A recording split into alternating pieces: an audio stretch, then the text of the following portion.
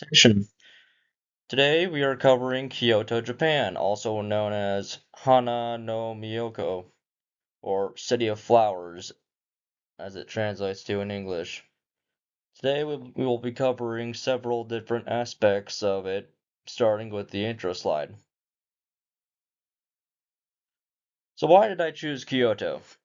Well, I grew up traveling across the United States since I was born. I think I only lived in San Diego, California for about 2 weeks before I ended up moving all across the country to Florida. And then New Mexico, and I just kept going. So I've always been fascinated by seeing new places and all they had to offer. I especially got fascinated abroad. I never actually went abroad, but I've always liked looking at it. So when I saw Kyoto, it really fascinated me because it represented all of what intrigues me about Japan in the first place. It has a deep culture, long history, and fascinating landscapes. On a, it's got historical aspects. That I want to talk about. It's a cultural monument. It's got beautiful temples with flowers. You can see here. These are called spring cherry blossoms that are very common and a sign of beauty and culture in Kyoto. As you can see by the slide here, it used to be the capital city of Japan, and I'll talk about that in a minute. But before we get started on the main presentation, I want to take a second to cover all of the topics of today's presentation over 2 slides. For starters, we're going to cover the geography, the culture, traditions, political structure, history, and we're going to use another slide for this because there's a lot of content I want to talk about. This picture is of the Heian Shrine in Kyoto. And moving on, this presentation is also going to cover landscapes, industry, commerce, government, and climate. This photo right here shows a purification shrine in the Kiyomizu Temple. So with all that covered, let us get into the first part of the main presentation.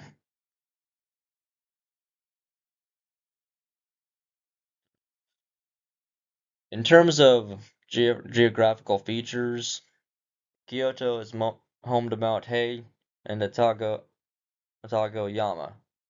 These two mountains are considered natural guardians for reasons I will get into later on the history slide.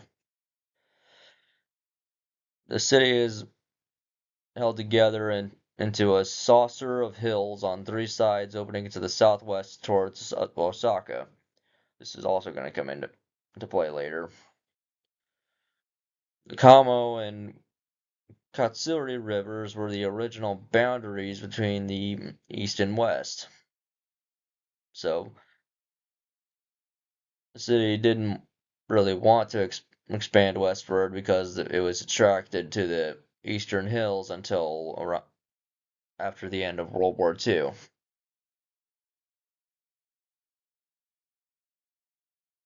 So let's talk about the Imperial Palace for a minute. The Imperial Palace was built with inspiration from Chinese precedent as a rectangular enclosure surrounded by government buildings. With it being with the city naturally being so religious, the northern corners were deliberately built to prevent the entry of evil spirits. Another geographical feature I want to talk about is its gorgeous spring and fall. It also has a humid spring and summer, and during the winter, several light snows also arrive. The picture right here is of the front entrance of the Imperial Palace.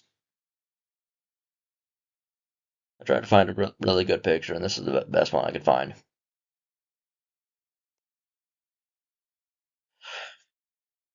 As for the people of Kyoto, it is one of Japan's largest cities with an estimated population of 1.47 million. It is also home to a large population of foreign communities, most notably American, Chinese, and Koreans. The Koreans were tragically and horribly forced over during World War II. And after the end of the war, they decided to stay. So most of Kyoto's citizens, they live in urban districts.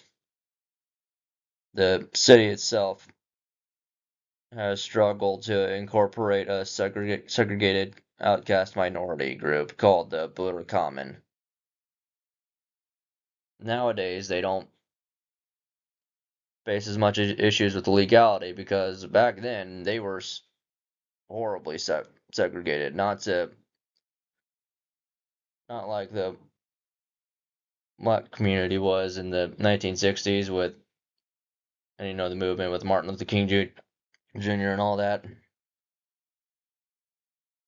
But it was still not entirely perfect. Nowadays, there aren't much issues with legality, as I've said, but true equality is still struggling along. So moving on to the next slide. Hold on. There we are. Kyoto is a cultural spiritual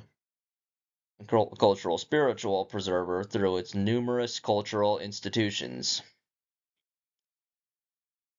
The first is the School of Tea Ceremony and Flower Arranging. Second is the theatrical arts of No, Kabuki, and traditional dance. Kyoto is home to many gorgeous paintings. It's also home to sculpture, architecture, and calligraphy. Now, in Japan, there are these things known as national treasures. These can often include important cultural objects, shrines, and temples. We actually talked about one of these earlier with the Imperial Palace. We'll talk again about the Imperial Palace a little bit later. The photo right here shows a poet wearing a era-appropriate Heian clothing or kimono while she writes poetry during a festival at the Jonin-gu Shrine. This again will come into play later. Kyoto is home to numerous museums, including the Kyoto National Museum, the Kyoto Municipal Museum of Art, and the Kyoto Municipal Traditional Craft Center. These actually interest me the most because I really want to go see these in person. Especially since Kyoto is the birthplace of traditional Japanese drama and supports an active theatrical life. Now it makes me want to travel abroad more. These no stages have frequent performances. There are annual opening performances or kalmis. I'm sorry if I pronounced that wrong. That's the Japanese pronunciation. From the Minami Theater, who serve as the customary inauguration of the season. Again, this photo shows a similar thing as the last photo. These are poets in period-appropriate clothing participating in a festival at the Jonin-gu Shrine. Another thing on my to-do list. Go see that.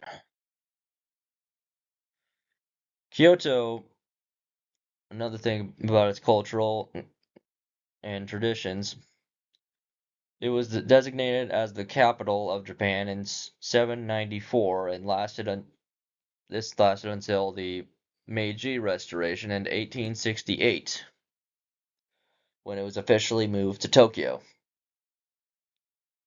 Now, going a little bit into the festivals, there are 3 major festivals in Kyoto. These are also called Matsuri in Japanese. The Aoi in May, Gion in July, and Jidai in July. Starting with Gion, the Gion festival starts from the 9th century. It has many complex floats. Some of them have French Gobelin tapestries imported from France itself through Nagasaki during the Tokugawa times. And there's the Jidai Matsuri, which we talked about the last slide. It covers Japan's history with period costumes. As for landscapes, Mount Hay is known for its beautiful scenery, while the Takeo district is known for its fall foliage. Both Mount Hay and the Takeo district are known for their well-tended stands of Japanese cedar, or shugai in Japanese. The photo here comes from Sesshu Muromachi. I'm not sure how to pronounce that, but I'll try anyway. It's the view of the Amano Shidate, the details of an ink painting in this Suiboku ga style by Sesshu Muromachi. By Sesshu in the Muromachi period, my mistake. Again, that comes to us from the Kyoto National Museum, which we talked about. So moving on. As for history, Kyoto, like many cities, has a deep and sometimes violent history, especially in old Japanese history. From the 11th to the 16th century, which we talked about earlier, from Mount Hay, warrior monks would sometimes raid the city and influence its politics from the mountain. Now, another thing I wanted to talk about that most people probably don't know about, and almost knew a lot about, was Kyoto was almost targeted by aerial bombings during World War II, possibly almost nuked. Now, how did this not happen? Well, we can thank the Secretary of War at the time, Henry L. Stimson. He didn't want to bomb it because of its cultural significance and wanted to preserve it. So you can kind of respect him on that part. Let's see. Other thing I wanted to talk about historically was the blending of aristocratic culture and Zen mode of samurai culture blending together, resulting in improvements in the No theater, tea ceremony, and pottery making that I honestly find pretty neat. And now I really want to go to Kyoto in person. Moving on to its economy, Kyoto has many small and medium family-owned and operated businesses. Tourism is also a huge part of the economy in the city. You can probably guess the tourists like to visit these shops in the city center, producing dolls, fans, Buddhist altar fittings, and lacquer. One of Kyoto's biggest industries, what used to be silk weaving. Southern Kyoto features industrial ceramics, medical instruments, and women's garments. Kyoto has actually been leading in the technological world since the 80s with robotics, computers, and electronics. On the other hand, the city has struggled economically since the 90s with the rest of the country. As you can tell by now, it's had a long history.